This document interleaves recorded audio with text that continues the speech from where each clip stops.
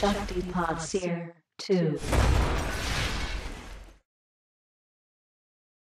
Okay, so this is going to be a chapter from Vairotsana's 5 original transmissions. This chapter is called The Pure Golden Ore. Just as ore is suffused by pure gold, so all experience is pervaded by pure mind. Just as ore is suffused by pure gold, so all experience is pervaded by pure mind. The ore indeed is good as gold. The ore indeed is as good as gold. Experience of all things composed of the 5 elements is thus the pure mind teacher. Here, Samanthabhadra transmits the heart meaning of that axiom. Natural non-action is the theme, and non-meditation is the mode. Manjushri, the gentle virgin prince, is evoked as the exemplar of this unequivocating transmission. The yogin rests naturally in the spontaneous pleasure of effortless perfection.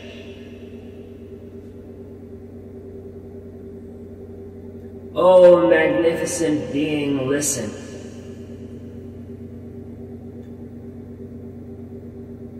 Pure mind is the light of Buddha and the heart of all things.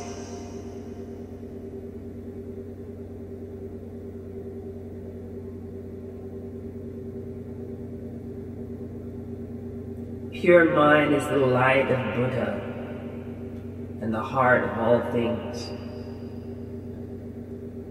Pure mind, inexpressible beyond ideation, as the light of the teacher is extolled by all, as the heart of experience it is the gentle prince, resting in the spontaneous pleasure of effortless perfection.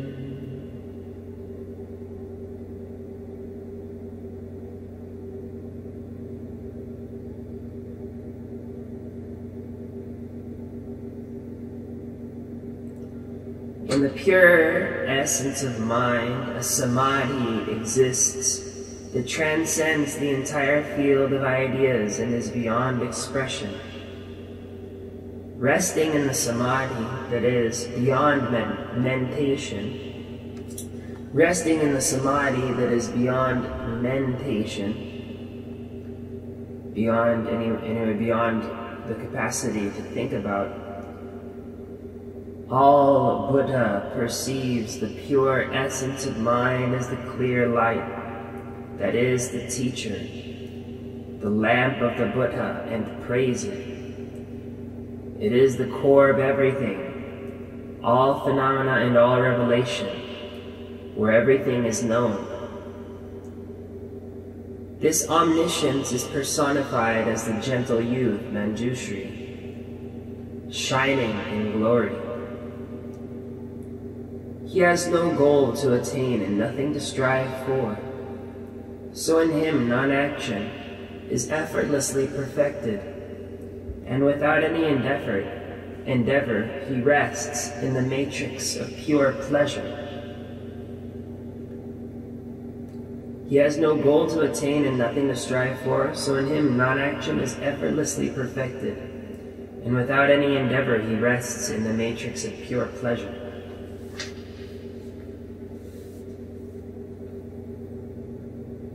The pure mind modality is not conditional upon a vow of moral conduct. As the basis of all disciplines, such as moral conduct, pure mind provides release in its every mode. It is Buddha's mother and the universal path. Without it, no Buddha could come into being. I am the way of supreme liberation.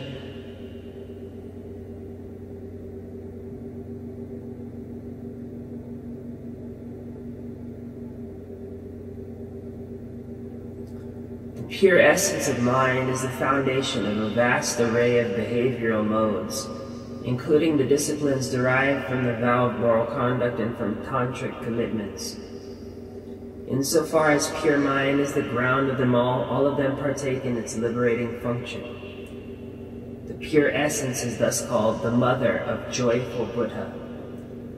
The all-inclusive path, however, embraces everybody, whether or not they maintain vows of moral conduct. If vows of moral conduct lack the modality of release, no Buddha would be begotten. But whatever the nature of the conduct, since it is grounded in the pure essence of mind, it possesses the function of release. For this reason, there is no vow of moral conduct in the modality of supreme liberation. It is this freedom that Vajrasattva represents.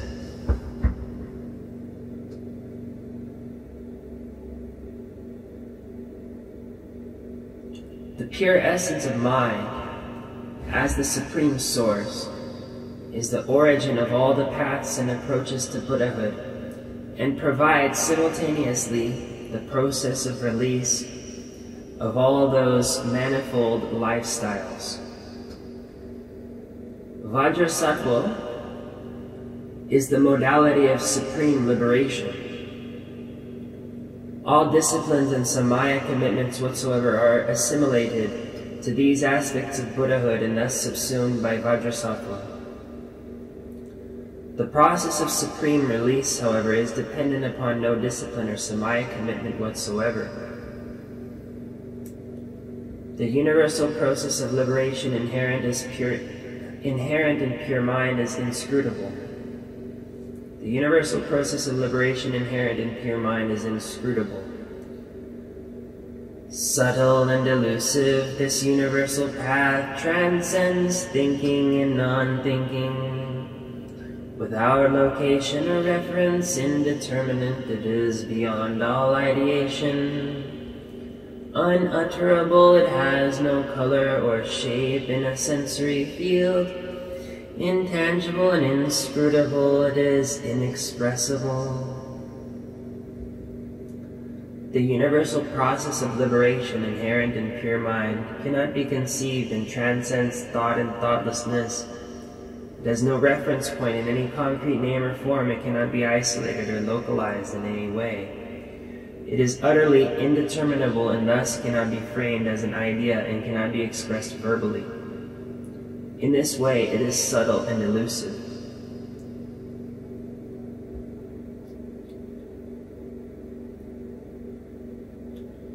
The dangers of the path of formal meditation.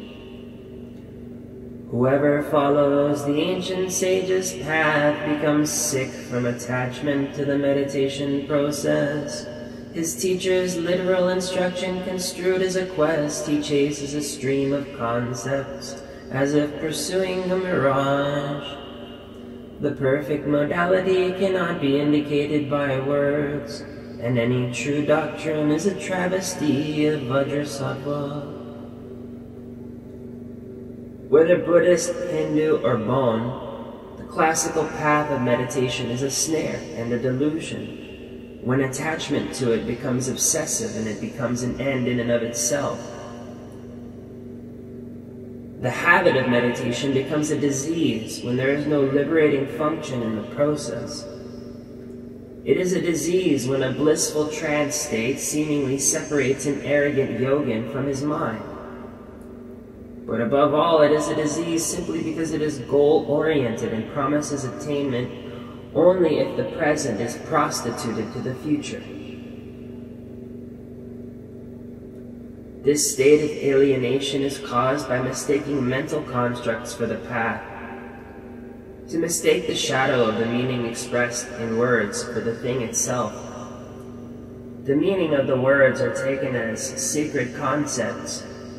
The letter of the instruction is taken to heart rather than the spirit. To take the teacher's word literally is, for example, to construe reality as something concrete to be attained by striving in technique and method rather than as a door into the reality of the moment. Words and concepts are a means to their own transcendence in the here and now. Fascination with structure is a deviation. Doctrine professed as true and correct gives Vajrasattva a mask of the ridiculous.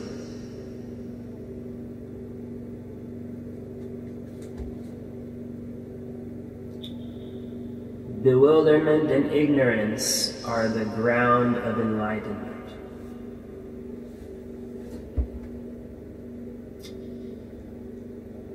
Purity and impurity as one, indissolubly mixed.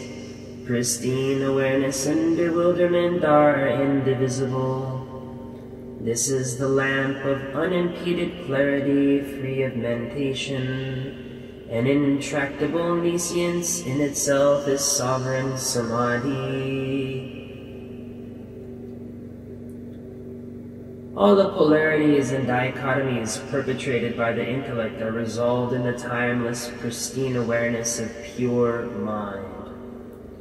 What is called pure and what is called impure are a seamless whole, and what is called pristine awareness and what is called bewilderment and ignorance are precisely the same thing. Both ignorance and pristine awareness reside in pure mind, and the nature of mind is the nature of all. This unity is the lamp of the Buddha and the heart of pure mind, and pristine awareness itself is by definition unimpeded and all-penetrating. The state of unmitigated gloom is inherently a state of supreme absorption, so that stupidity and languid indifference are another way of saying undiscriminating samadhi. There is nothing to see with the Buddha eye.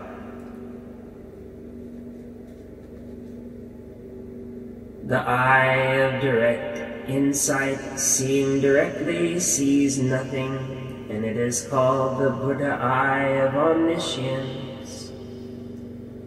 Know the nature of vastness without center or boundary, and there lies undiscriminating sovereign equality. In the samadhi of pristine awareness, there are no points of reference, no image to focus upon, no particularity. The Buddha eye of omniscience sees directly into the nature of things, and because that reality has no field of reference, it is said to see nothing or not to see at all. A soft expanse without center or circumference is a definition of reality.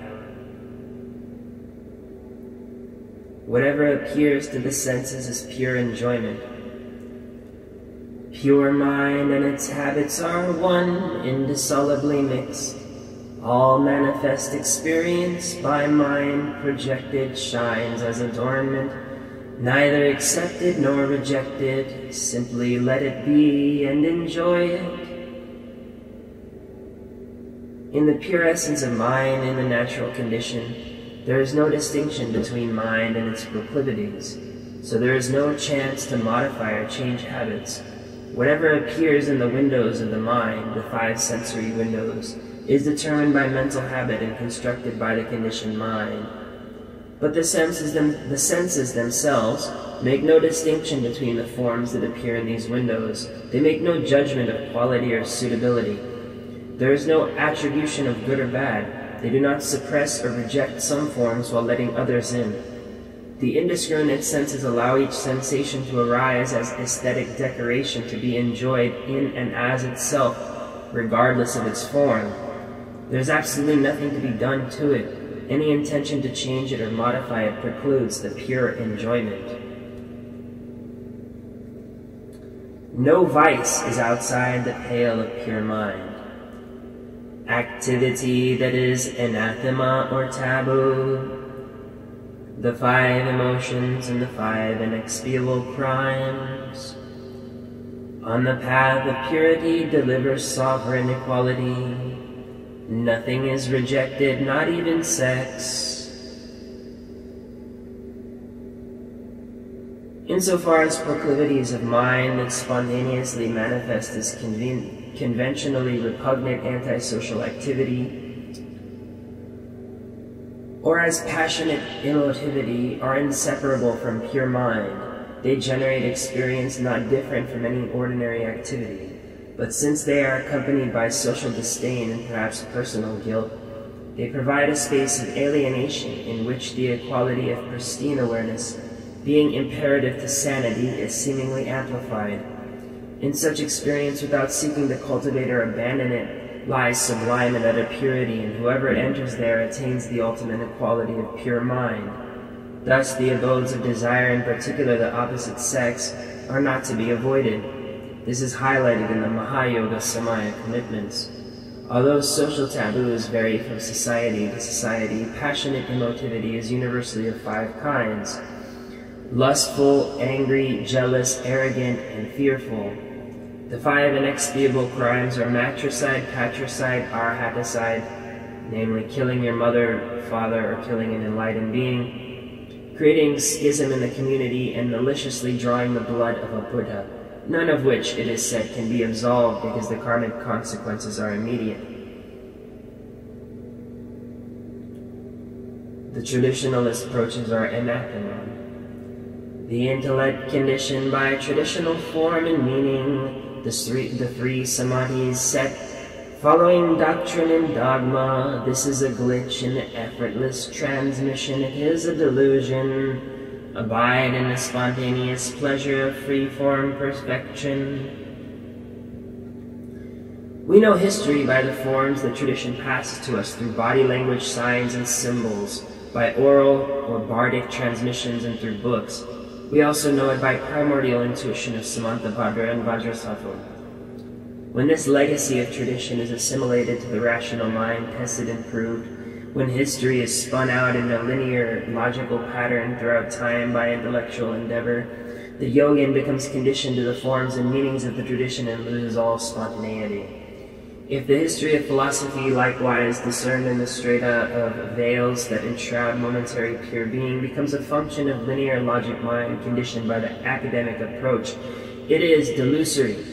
If meanwhile he practices the 3 Mahayoga Samadhis of body, speech, and mind with meditative absorption, he cultivates the 3 modes or dimensions of being, Trikaya, on a path with a goal in mind. The 3 Mahayoga Samadhis of the here and now, the all-illuminating Samadhi and the seed-syllable Samadhi, relate respectively to the 3 dimensions of essence, nature, and compassion.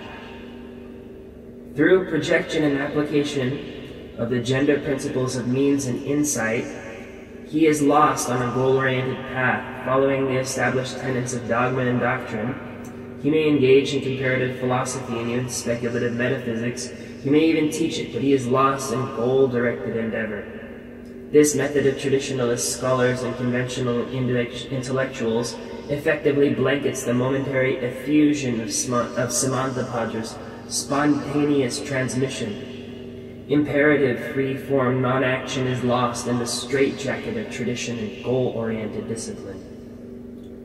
Non-action is the natural condition.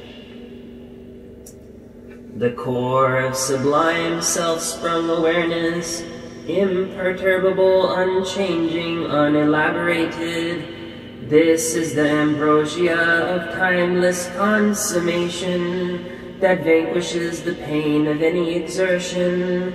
Every ambition fulfilled, rest in the here and now. The nature of cognition itself is ultimately fulfilling and forestalls the need to strive for any satisfaction through the strenuous exertion of directed activity. The suffering of failure to obtain what is desired, of obtaining what is undesirable, and of losing what is in hand, is all obviated by the elixir of pristine awareness. I'm not sure what obviated means, but perhaps it means kind of overcome, remedied, or placated, or soothed. That burning unhappiness, that burning unsatisfaction when we don't get what we want, when we get what we don't want, what we lose, what we have, all of that burning suffering is completely cured by the balm of pristine, spontaneous clarity. Since pristine awareness cannot be changed, the here and now is perfect and complete in itself. Even if there is an illusion of evolution, the actuality of the moment is beyond change, so there is no goal to be achieved and nothing to do. The ambrosia of non-duality consummates the activity of every moment. Non-action is the mode in a field of effortless consummation. O magnificent being, listen, all and everything in experience has the nature of pure mind. It is the seminal nucleus, incapable of elaboration or concentration, expansion or contraction, origination or cessation. Unconfined, it is simply being, this inconceivable essence, timelessly present like the sky, ubiquitous like space, transcends ideas and speech.